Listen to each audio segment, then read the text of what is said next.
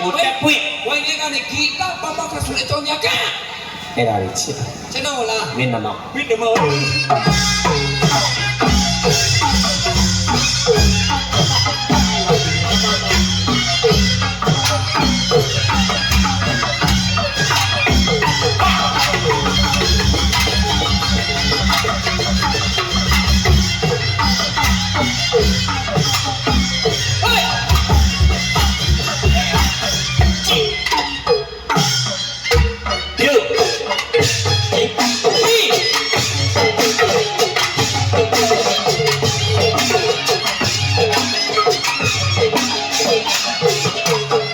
မိတော် နေနေဒီတက်ပြီးကမ်းဝဲဆို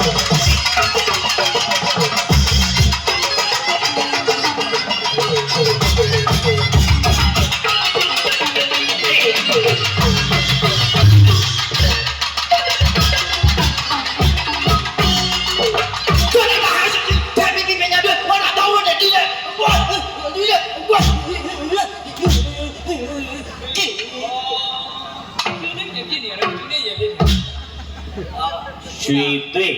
ရ မအေးပင် အေးလိုချင်လို့လား စတာရွှေသွေး ရ စိုက်တဲ့သွားတာဗါလေ ကြွကြကြဟန်စီစီဟန်ပီပီဘိညာတဲ့ဟောတာတာဝင်းတီတီတဲ့ဝဲ ကျိုးစားလိုက်တာငါညီတယ်အဲ့ဒါလေးချစ်တာအလုပ်လုပ်တဲ့လူကဘယ်တော့မှမဆုတ်ရဘူးတကယ်တော့ကျမညီလေးအားမအင်းနဲ့အလုပ်လုပ်တာကလူရှင်တော်လေးနဲ့သူ့ကလည်းသူကောင်းကြတယ်ဒီဘွဲမှာဒီကောင်အားကျိုးစားနေတာ အားရတာလေ ဟုတ်သူချလို့လာရတယ်စောင့်ပြီးနေဟုတ် ကျွန်တော်ဒီဘွဲသိအားရတာမဟုတ်ဘူး ဘာလို့လဲ ဟာလိုက်ပြကွဲနေလို့ဘက်ကပြိတက်လုံးလုံးမမြင်အောင်ဒီဘက်ချပလိမ့်မယ်နော် ဆိုင်ရှိတော့ဖြစ် ကဲကြက်တာဟန်ကြီးရုပ်ရွှေကြ အမကိုပြီးသေးဘူးတော့ ကျွန်တော်ရင်ကျုံ အစိုးတော့ဟောဟုတ်ကဲ့ ပြီးပြီနဲ့ကျွန်တော်လည်းဖိုက်ဘူးလား ရွှေလေး ရ စိုက်တဲ့သွားတာဗါလေ ကြွကြကြဟန်စီစီဟန်ပီပီဘိညာတဲ့ဟောတာတာဝင်းတီတီတဲ့ဝဲ မန္တလေးဝင်းကျင်ပါဝင်းတင်နေတဲ့ဘွဲမင်းအားလုံးသိပြီရှိက တာဝင်းတီတီတဲ့ပွဲ ဟုတ်ပြီ ပရိသတ်များသိချာကြည့်လို့ရုပ်ကတော့မလာဘူး ရုပ်ကတော့မနာပါဘူးကျွန်တော်မှလို့ကြည့်ကြပါ ရုပ်ကသိချာကြည့် ကြည့်ကြည့် ရုပ်ကိုမကြည့်နဲ့မျက်စိကိုပဲကြည့်လိုက်မျက်နှာတစ်ခုလုံးမကြည့်နဲ့မျက်စိလေးကိုပဲကြည့် ရက်စီကိုကြည့်ငါမျက်စိမှာဖြစ်လို့တော့ မျက်စိကဘူးသီးအနှုတ်ကိုလက်သန်းနဲ့စိတ်ထားတယ် မင်းလည်းမျက်စိမိတယ်ပြမျက်စိကိုမိတယ်လို့မပြောပါနဲ့ကွာသူ့မျက်စိကမေ့ချင်လို့မေ့အမှာ အားလုံးမေးတာ သူ့အမေဖိုက်ခဲမှာမွေအပုတ်ခါတာ ဟုတ်လား ဘာမွေးတော့ အမလို့ သူ့အမေဖိုက်ခဲတာမွေအပုတ်ခါတာ အမလို့ ဘာမွေးတော့ ချက်ရှော့ ရရှိပါဟဲ့ မျက်လျှော်လေးကိုကောင်းကောင်းလုပ်သမှာဟိုမျက်စိမေးတယ်ဆိုရင်မင်းအဲ့ဒါပဲမကြည့်တယ်လို့ ဟုတ် ကျွန်တော်မှတော့ကျွန်တော်မျက်လုံးတခြားကြည့် ရက်ကြည့်သား မျက်ရည်ပါ ကြည့်သား ပါဘူးနော် ပြေးပါဦး မင်းအဲ့ဒါပြောတယ်ဒီမျက်လုံးပါမျက်လုံးမှန် ဘာဖြစ်လဲ ကိုရီးယားကားတွေပဲကြည့်လို့ ကိုရီးယားကလည်းကြည့်ဘူးလေဂျပန်ကလည်းကြည့်ဘူးလေ ဟောကိုရီးယားကားတွေထဲမှာ ဟဲ့ ကိုရီးယားမေသားတွေမိုးမေသားကွာထားပါတော့ကိုရီးယားမေသားတွေကမျက်ရည်မပါဘူး ဂျိုဆောလို့ပြောလိုက်ပါနေ ဂျိုဆောလို့ ကိုရီးယားကမကြည့်ဘူးလေဒီနေ့တည်းရှောက်ပြောတယ် ငါရဲ့ TV မှမရှိအမေကဲအဲ့တော့ဟို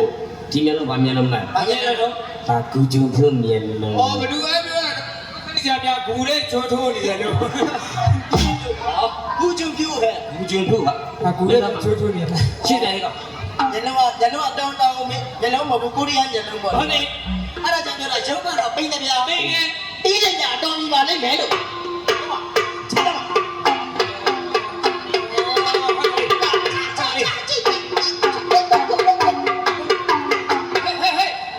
လို့စွတ်တီးနေလဲချိုးလိုက်ဘူးဘယ်နဲ့လဲအဲ့ဘာလဲတီးရတော်မီလေးသွားလို့ခတိလိုက်တာအဲ့ဒါပြီးလိုက်အဲ့နဲ့ရတော့ဘောစပတ်ပါဟုတ်တယ်ကိုတော့ကိုနေခင်ဗျားခင်ပါတယ်ခေါင်းဆောင်ဆိုတော့လေ ခေါင်းဆောင်ဘာ ဆော ခေါ င်း င်း နေ ဆောင် တဲ့အုံးလေးတွေကသွားပြီးတော့ပတ်လုံးပတ်နေဆိုပြီးကျွန်တော်ပြေးပြီးတော့ဆိုင်ကလေးဝူးဆိုမှပြီးတော့အဲ့ဒီရဲ့လို့ခင်ဗျားကဒီကိစ္စပတ်လုံးကြီးကပေါက်သွားပြီလို့အစ်စ်လဲပြီးအောင်လို့ပြောတော့သူ့မိကဘာပြောနေမှနေတော့ငါတူတဲ့အိမ်ကပတ်ကလည်းအပေါက် ဘာအေးပတ်တာပေါ့ ဟိုအိမ်ကပတ်လုံးပေါက်ကြမကြည့်ရသေးဘူးလေ အင်္ဂါလေးအပေါက်ဟို ဆိုပေါက်ဆိုတာဘလုံးသိရင်ကြက်ကဲဆိုတာပုတ်သွားလို့ မကြက်ဘူး ဒုသမဒီတဲ့နဲ့တော်နေပါလိမ့်မယ် ဒီရတော့နေပါလိမ့်မယ်လို့ချွေးစီနဲ့မတော့အားရှာပေမဲ့ ဟုတ်တယ် တဘောသွားလာဘာလာသူ့ဘုံမနေလာတဲ့အကွက်သားနဲ့ဂီတနဲ့တာဝင်းတဲ့ ကိုရွှေသေး ဒီရက်မှာကြွလာတာပြိတ္တမြောက်ကိုအယိုးတွေကထွက်လာမယ်ကြောက်တော့တဲ့လက်ဆိုတာတိကျလေစမ်းပါ ကြောက်တော့တယ်လက်တော့မတီးဘူးခင်ဗျာ နော် ရီရီကြီးကြီး ရုပ်တယ်လေ အရှင်မမန္တလေးကစပါလေ ဟုတ် ဘုဘဆရာကြီးရွှေတောင်းညံဘာကြောင့်နိုင်ငံတကွဲတော့ကလာဆိုင်အတီအောင်လို့နိုင်ငံကျော်ခဲ့တာ ဟုတ်ကဲ့ ဟုတ်ပြီနော်ဒါကြောင့်ရီရီကြီးကြီး ရုပ်မလေး ဟောဒီလိုတီးကြအောင် အဲ့ကြောင့် ဖရာသာလေးပါမယ်အောင် ဒီလေးပါ ဟဲ့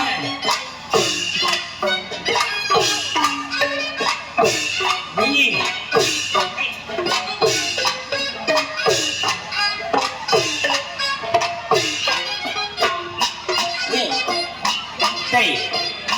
တေး ဒီ ချီ တဲ့ မိတယ်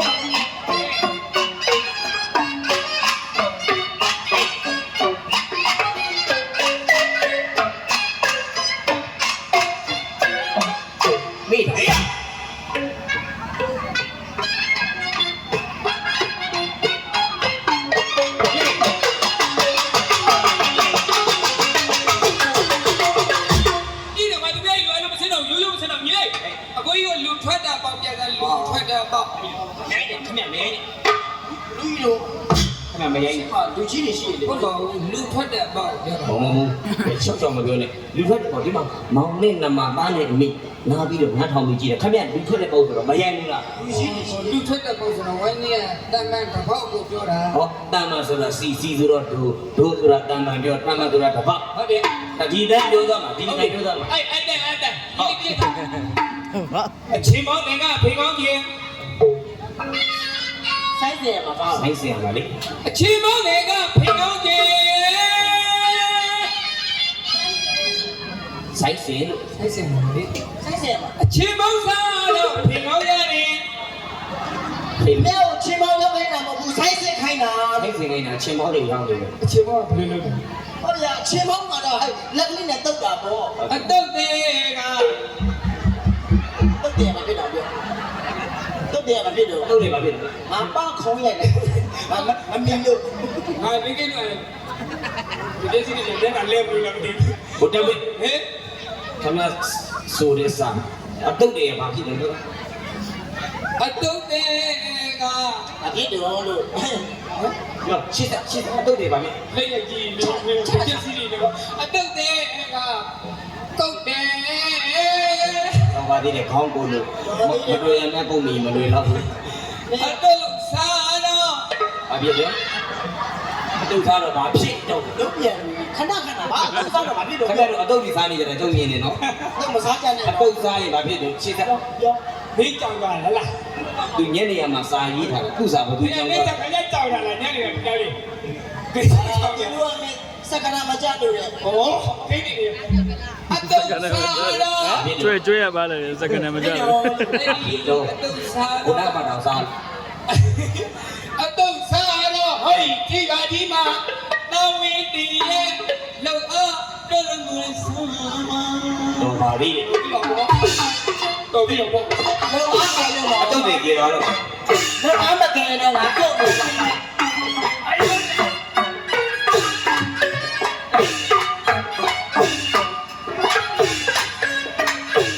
ဟေးဟေး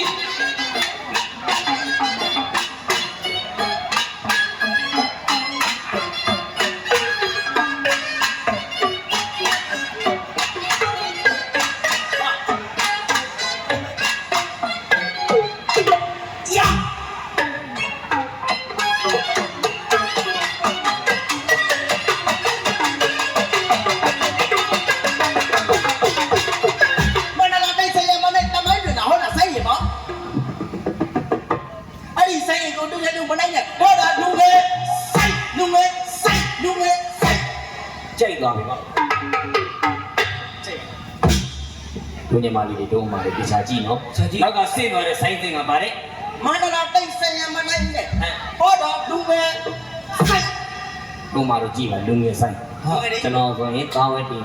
ကိုမအသက်29လဲပါပါ ဟဲ့29နေလား ဟုတ်တယ်ပါ အဲကိုကြီးလည်းနည်းနည်းကြီးတာပေါ့နော် ခမရလူသမန်းမပြီးထောင်းသမန်း နေစိတ်ဆက်တဲ့ကိုငယ်သေးတယ်ပေါ့ ဟုတ်တယ် ဘာလို့နေတာတော့ ဘာလဲတော့ စီစီကန်းလို့လား ဘုံရှုပ်တာ အဲ့တော့ဟိုတာဝဲနေဆိုရင်ဒီဗီဒီယိုပါတချို့ကအိမ်အောင်ကြပြီလားနဲ့မင်းမချသေးပါဘူးကျွန်တော်ဒီဗီဒီယိုပါကျွန်တော်အဖေမရှိဘူးကျွန်တော်မတော်မသုံးတော့အကြီးဆုံး ဘေးပဲကအ ဖေကဆုံးသွားပါပြီခင်ဗျာ အဲဆုံးတာဘာလို့ပြန်မရွေးရတော့ လူဆုံးတာပစ္စည်းဆုံးတာ ဒီ20တော့ဆိုလို့မရွေးရလားလေ ကလေးကပေါင်နေကြဆိုတော့အပေါင်ဆိုင်ရောက်နေတာမှတ်တယ်လားမသိဘူး ငါမရကကိုဘေးကလေးကဟိုကပေါင်းတာပေါင်းနေခုချိန်ထိအောင်ယူလဲမယူကောင်းကောင်းပြောဟိုအဲ့တော့လူငယ်ဆိုင်မှာဒီဘက်ကပမဒီလေးဆိုကြည့်လိုက်ကျွန်တော်ညီပြူကြောတဲ့ဘာပရိသတ်ပြုံးလေးပေးလိုက်စမ်း ပြုတ်ပေးစမ်း ဟာဟဲ့ငါကြောင်းနေဟာ ဘာကြီးရောက်တယ်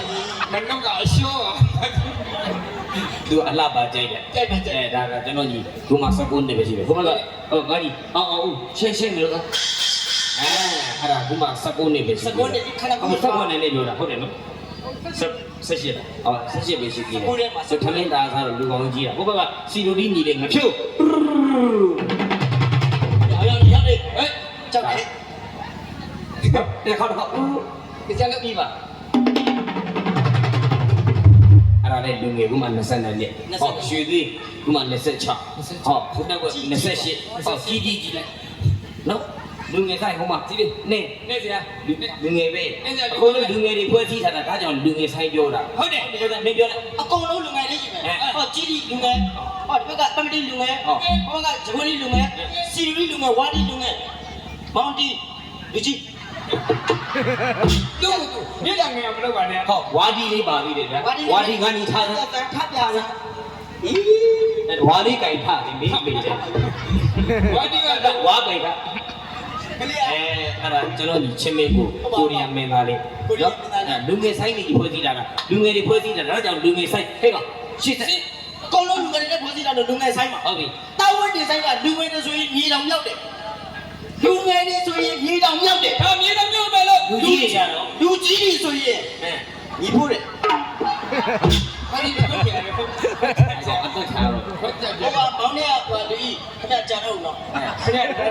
ဟောဘာလို့ပြောပြသူကတော့ ဘလို့လူငယ်တွေနေစရာနဲ့ကြည့်လိုက်ပါနေစရာအသက်ကငယ်သေးတယ်နော်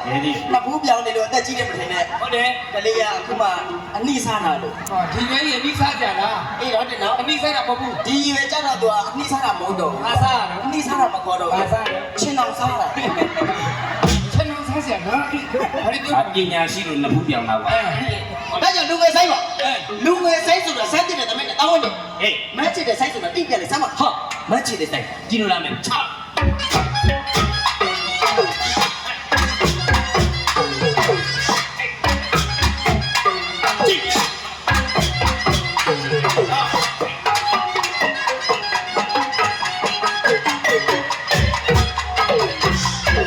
သူကလည်းပြောရင်ခုဒီတော့ဦးစားပိဦးစားပိဦးစားပေါ်ကွင်း ကျိုးစားလိုက် ဦးစားပွင့်မဟုတ်တောင်းဝင်နေနေတာ ဘာဝတိနေတာ ဆန်းပွင့်တဲ့အကြောင်းပြောမလို့လေဘလို့ဒီဆန်းပွင့်တယ်လဲမင်းနဲ့ဘလို့ဆန်းပွင့်နေနေကျွန်တော်တို့ဆိုင်ကိုင်းလဲဒီမနေ့စီရောက်ရောကျွန်တော်ဆိုင်ပြကောက်ဝါနေဆင်းပြီးတော့မနေ့တဲ့လည်းဝင်ရောဟေးတာဝင်းနေဆိုတော့သူပဲဆိုပြီးတော့ဝိုက်ဆွဲကြတာဗျာ ကောင်းမလေးတွေ ကောင်မလေးတွေက ခွေးတွေက ကောင်မလေးတွေက အောင်းပြောမလို့ဆွဲဆွဲ ကောင်မလေးတွေကပြောမှထင်ကြီးမှာပေါ့ခွန်းတွေကပြောတော့ဒီဆိုင်ဆိုင်ရလက်ခါအောင်ဖြစ်သွားတာပေါ့ အေးလေအေးလေ ကောင်မလေးတွေကလည်းပြောမှာပေါ့ ဟုတ်တယ်လေ ခွေးတော့ဘာတော့မဆွဲတော့ဘူး တော်တော်လေးပြောနေကောင်းကောင်းပြော အကောင်းပြောမလို့ အကောင်းပြောမှမလို့အဆိုးရှိရ ဆိုရှိရကနာ လက်ခံနေပြော မနေ့ကဆိုတော့ညီလေးရဲ့လို့ဘုရားထိုင်မုံသွားတရားမှာထိုင်မုံသွားတရားမှာဆိုတော့စီးရဲသွားပြီးတော့ခိုးစရာရှိတာခိုးကြမယ်ဆိုပြီးတော့ ဝယ်ရရှိတာဝယ်တာဘာ ဆော ဆော င်း င်း ရ တယ် တဲ့ကိုကြောင့်ဝင်ပြီးတော့နေရတယ်ဝယ်စရာရှိတာဝယ်မယ်ဆိုပြီးတော့ဈေးပေါက်နဲ့လည်းဝင်လိုက်ရောအပေါက်ထဲမှာဝင်ချင်းရှိသေးတယ်တောင်းဝင်နေဆိုတာတူပဲငယ်ငယ်လေးရှိသေးတယ်ဆိုပြီးတော့ပြင်းပြင်းချင်းရှိသေးတယ်တန့်ရှာထုတ်တာ ဟောကောင်းမလေး ချိန်ကြီးရ ကောင်မလေးတွေကဆက်ထုတ်ပြတာပြောင်းလာဟဲ့တောင်းနေ အကောင့်တက်လို့ဆိုကြရကနာညနေလို့ဆိုကျွန်တော်တို့ညနေအခါပြီးတော့ဘက်ကဒီလက်ကိုထွက်လိုက်တာခုနလေးအိမ်ကတော့ဟဲ့တောင်းနေဆိုတော့ငင်းနေရှိသေးတယ်သူဝဲဆိုပြီးတော့သွားနေထီကြတာ ကမလေးတဲ့ ဟုတ်ဘူးနှစ်ချမ်းနဲ့နွားကြီးอ่ะ တော်လေးတဲ့မြင်းမဟုတ်လို့ နွားကြီးနှစ်ချမ်းနဲ့ပါလာပြီးတော့အကောင့်တက်လို့ဆိုကြရကနာဘယ်လိုလဲဆိုရင်ကျွန်တော်တို့မကွေးမြို့ပွဲသားတိုင်းရက်ကွက်သွားတည်တော့လေပွဲသားသမီးကကျောင်းသူလေးရှိတယ်နော် တကယ်မနေ့ကဟိုကျွန်တော်ဒီပါပေါ့ဟိုတနေ့ကတောင်ကြီးပွဲပြန်လာမနေ့ကမဝေးမြို့ပေါ်ကျွန်တော်တီးရတာ ပွဲသားတိုင်းရက်ကွက် ပွဲသားတိုင်းရက်ကွက်ကျွန်တော်တတိကြီးပဲဒီတတိသမီးကကျောင်းသူမလေးကမှအဝါပဲရှိရမှာ fast ကြီးရတယ်ရှိအောင်ကျွန်တော် ဆက်ရအဲ့ဒါဒီတကားပြော ငါမရတာနင်းလို့မှငါကိုခွေးပြပြဖြစ် ခွေလုံးလုံး ခွေးလုံးကမငြိဘူးဟိုအဲ့တော့ကျွန်တော်တို့ဒီကျွန်တော်အလုပ်ပညာသမားကိုထင်ပြီးတာဟုတ်လူခေတော့အမျိုးဒီနိုင်လို့ကတော့ဟာလားတဝဲ80 80ရတယ်တတိသမီးကကျွန်တော်ချိန်နေဆိုတာကကြိုက်တယ်လို့ပြောတာပါ တတိယမြတ်မလေးဆိုင်ကတောင်းနေစတာသူကငငယ်လေးရှိသေးတယ်ဆိုပြီးတော့လေဟိုပါငငယ်ကြီးရှိသေးတယ်ချိန်မှာ ဟောကောင်းမလေးအချိန်နေတော့ကြိုက်တာပြော ကြိုက် ဟုတ်ပါဘူးကတ္တဝတည်ပြီးတော့ချိန်တာလေချိန်မှာပြီးတော့ အဲ့ဒါပဲပြီးကိုချိန်တော့ကောင်းပြော ကောင်းပြောပြီးတော့ ဒီဆိုင်စီရတာချိန်ပြောတော့အစိတ်သားကိုပြည့်မှာမဟုတ်ဘူး အစိမ့်သားရှိနေတယ်ရှိတယ်မကြည့်မှာ ရှင်းတရားတော့မမြင်ရတဲ့သိဘူး ဟောကောင်းပြောပါအဲ့ဒီလိုမတရားဆန်းကောင်းတာကျွန်တော်ဆိုင်ပြအဲ့ဒီလိုဆန်းကောင်းလို့ရောက်တဲ့နေရာမှာချက်ပြတဲ့နည်းနဲ့အဲ့ဒီလိုဆန်းကောင်းလို့ရောက်တဲ့နေရာမှာချက်ပြတဲ့နည်းနဲ့ကိုင်းဝိုင်းတွေကဝတ်ပါရောက်ကြပြီဒီလေချောဖီတဲ့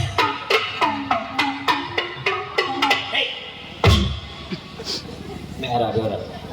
ဖက်တယ်ဗျာလူကြတဲ့ခင်ဗျဝတ်မှရောက်တယ်မယ်အဲ့လိုမပြောနဲ့ဗျကျုပ်ရှက်တယ်ကျုပ်လူပြောဗျရှက်တယ်လို့ပြောမိန်းကလေးတွေရှိတယ်ကျုပ်ရှက်တယ် ရှင်တော်ကြီး မပြောနဲ့တော့ခင်ဗျအမဟုတ်ရွှေသေးငါတီးပြီးမင်းနဲ့စကားပြောမယ်မင်းအောက်ကောင်းစီမင်းအောက်ကောင်းမယ်တီးမယ်ခင်ဗျနဲ့စကားပြော မဆွဲထား ခင် ဘူး ဗျ အဲ့ဒါဘောနဲ့ပြောတယ်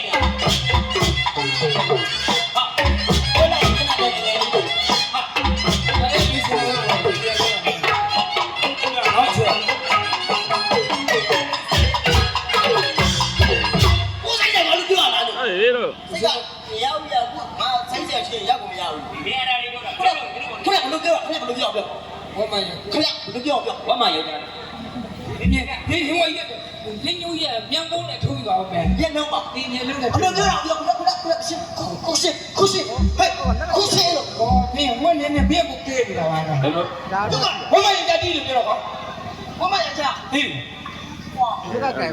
ဆိုင်စရာ တော့နည်းနည်းထောင်ပြီးအဲလို ဆိုင်စရာကဘလို့ခေါင်းမပါအောင် အောင်းတော့ ဟော အောင်းတော့ မသိလို့ပြောပြီ တပွဲလုံးအုပ်ချုပ်တာကြည်မောင်းနေအကုန်ဒီဘက်ကအကုန်အုပ်ချုပ်တာဆိုင်းစီမှန်တယ်မင်းပြောတာမှန်တယ်ရွှေသေး ကတူကြီး ကြီး လမ်းပြုတ်တယ်အဲကြောင့်လည်းပြီးတော့ဒီတိုင်းမကြိုက် ရှိ ဘူး ပါသလားကိုဆိုင်စရာကတော့မပြော ပြောတယ်ခဏမပြောနဲ့အဲ့ဒါကြောင့်ခဏပြောတာ ရှင်ကတော့တခါတလေပြောပြီ ပြောတယ် မခံနိုင်လို့ကွာ ဟုတ်တယ်ငါကြီးစိတ်လျှော့ ကတူကြီး လူကြီးกว่าဒီပြော ခွချင်ပါသလားခွချင်မဟုတ်ကွာ ဟာဝက်မှန်ရထားလို့ပြော မခံနိုင်လို့တော့တခွချင် လူကြီးမှတ်နေလားဟာဘာလို့ပြောကြတော့ ကောင်းကောင်းပြော ဘာ ပြ လို့ဖြစ်နေ ရွှေသေး အစကဲအမတူအမကိုနဲ့ အောင်မကောမင်းအောင် လူကြည့်ပြီးချိန်မရှိဘူးကျွန်တော်ရတာပါလေဒီချက်ပြရပြီလား ကျွန်တော်ရလာပါမင်းလည်းလာကျွန်တော်လာမပေါ့ အဲ့လို ငါရောင်နေဟဲ့ မင်းရောင်တာမဟုတ်ဖောနေ ဟုတ်တယ်တခါလေးကြတော့သူဘီယာလေးပဲ အမဖျားဘူးနေစမှုရီတာ ရွှေသေးညီလေးကိုအားကိုးမယ်ကွာဒီဘက်ကတီရှင်တော့အားမကိုးရလေ โอเคပါရှင် ယောက်ျားကြီးကနေဖောက်ပညာတစ်ပါးလုံးရပြတယ်တိကျကွာချက်ခေါင်းဆိုင်မှာ အလင်းမပွနဲ့တဲ့ရတယ် ညီလေး ဟဲ့ဟော ရှင်းဆိုင်ကျဟိုပြီးနေပြီ မသားမငါလောက်တာလည်းနေတယ်မင်းကပို့ကိုပို့လို့နေညီလေးကြည့်သူတယ်ကွာမကောင်းကောင်းဆက်ပြီးတော့ပြန်ကြမင်းကလက်ဖက်တပလင်းတိုင် ဘယ်တခါကြီးဟုတ်တယ်ကြောင်းတာဟုတ်လား အေး ဘယ်ဆိုင်မှာပလင်းနဲ့မရောက်တော့ပါ ဘာမရှိလို့ပလင်းနဲ့ထဲပေးမှာ အစ ရ င် ပြတာအောင် အပြည့်မြတ်တာ ဟုတ်ခမရဘာသာမပေးတာခမရနဲ့မပြောနော်စိတ်ကောင်းပတ်ပေါင်း ရောင်းနေတာနော်ဖေးအဲ့စိတ်ဝင်တဲ့ကလည်းတော့ဒီလေးဖိုင်လိုက်ပြီ ဟာ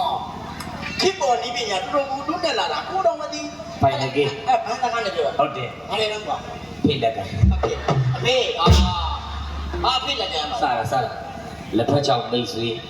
အဲ့နဲ့နောက်တစ်မျိုး မိတ်ဆက်တာလေလက်ဖက်ချောင်းမိတ်ဆွေ အဲ့ဒါမေးစေ အဲ့ဒါမြန်မာလူကြတော့ လက်ဖက်ချောင်းဆိုတော့မဖမ်းဘူးလား ဖန်ဘောလည်းပဲကြောက်ကဖန်နေ မိတ်ဆွေဆိုတော့မခင်ဘူးလား ခင်းနေ ဖန်ခင် ရချာ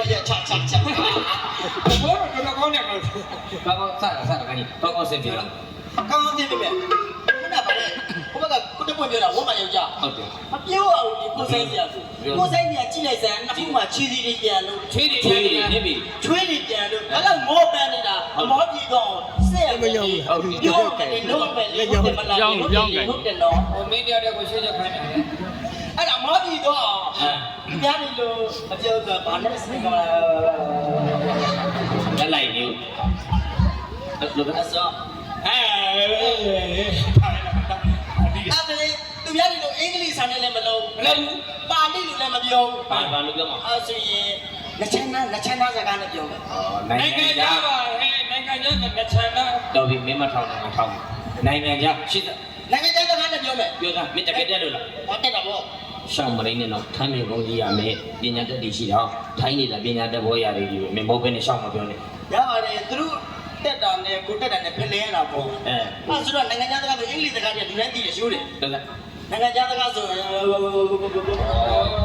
တော်ကြိုးကြိုက်တယ်ဟလား တရုတ်စကားနဲ့ပြောတရုတ်စကား မင်းတကယ်တက်လို့ စက်ကီရလောလောတရုတ်ပြည်မှာနေလာ အေးတန်းပြောင်းသွားတယ်ဟုတ်ပြီရရင်လှုပ်ဆန်း ဒီဘလောအမစီယုတ်ပြည်မှာနေလာဆို စီ တော့ ယုတ်ဒီမှာ တရုတ်ပြည် တရုတ်ပြည်ကစီယုတ်ဆိုတော့စီကမပြီးဘူးလေ ဩစကားမပူလားမပူမီးနဲ့ထိုးလိုက်တယ်ကောင်းတော့ စီယုတ်လို့ဟိုကြောက်ကြောက်တွေးလို့ရှိရဲ့ ဘယ်လိုမိတ်ဆက်တော့ အာရဝပြူလာပေါ့ ဘယ်လိုတော့ အာရဝပြူလာစောင်းပြီးစောခေါ် ဟမ်အဲ့ဘိုင် စောင်းပြီးစောခေါ် ဆုံးပြီးဆိုခေါ် အဲ့ဒါပါတော့ အာရဝပြူကျမ်းမာလို့ချမ်းသာပါစား ကျမ်းမာလို့ချမ်းသာတကောင်ဟုတ်ပြီရှိစမ်း ဆက်ရှင်ဒီ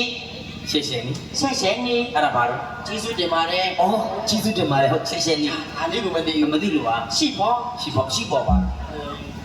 အားတိုင်လေရှိဖို့ဟဲ့ကလေးတွေမေးကိုသိတယ် ဟုတ်လို့လား ရှိဖို့ဆိုတော့ဝုန်းကကြည့်တယ်လို့ရှိဖို့ဟာရှိဖို့ဟာရှိဖို့ မင်းရဲ့ပိုးတူတယ်ဗျ ဝုန်းကကြည့်တယ်ကိုသိတယ်ရှိဖို့ဆိုတာဆက်ရ ဆရာဟုတ်ပြီ ရှိဖို့ ဆရာဟုတ် ဆက်ရှင်နေ ရှေ့ရှင်းနီး ဆရာကျေးဇူးတင်ပါတယ် ကျေးဇူးတင်ပါတယ် တရုတ်လိုပြောမှာတရုတ်လို အဲ့ဒါ 你婆累了，你婆累说完了，哎呀，都别夸奖，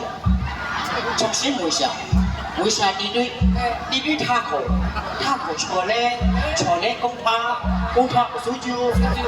错嘞，说你听没你说，你陪你是你说，哎呀，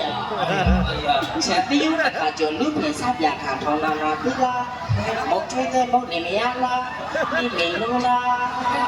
ဗျမင်းကတော့မဆင်းနဲ့ 这玩意 ထိုးမှမင်းအဲ့ 这玩意 မရိုင်းနဲ့နော်ပရိသတ်ကရင်ကြီးတယ်အရက်ကရင်လို့တပင်းခံမိတယ်မင်းကတော့ဆင်းတာမဟုတ်လား 这要路标啊你， ပြန်ပြောသား 这里啊他，这有咖喱鸡皮的， ပြန်ပြောငါဆင်းတာမဟုတ်ဘူးနော် 不了， ပြန်ပြော 俺身边的西瓜， ရှိပေါ် 西瓜，是啊，谢谢你，这就干嘛呢？你婆累了，你婆累生活了，哎呀，都别夸奖，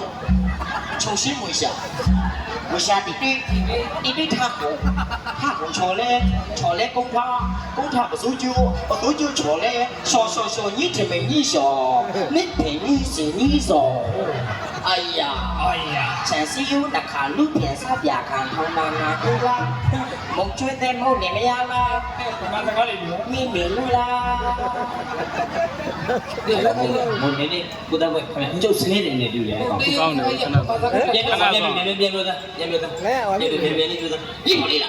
你不累生活了，哎呀，这就不想，重新不想，敌对他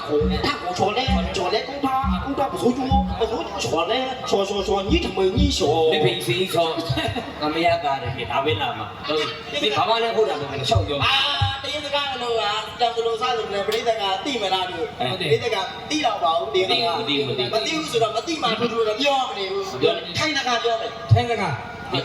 ထိုင်းစကားမတက်လို့ တက်တာမနစ်ကမှလာထိုင်းသွားပြီးလှုပ်လာတာ ဟောမင်းပါ လက်ကြီးကန်ကြီးတွေလှုပ်လာတာထိုင်းသွားပြီးတော့ အဲ့တော့ လက်ကြီးကန်ကြီးလှုပ်လာတာ အလို့တာ အဲ့တော့ ဘလူကကောက်တာ အဲ့တော့ဒီဘယ်လိုကောက်တယ် တကယ်ပြောတာသူမနစ်ကကျွန်တော်ဆိုင်နေမရောက်ခင်သူကအရင်ဒီကောင်ထိုင်းသွား ဟုတ်တယ် ထိုင်းသွားတာ ထိုင်းသွားတာ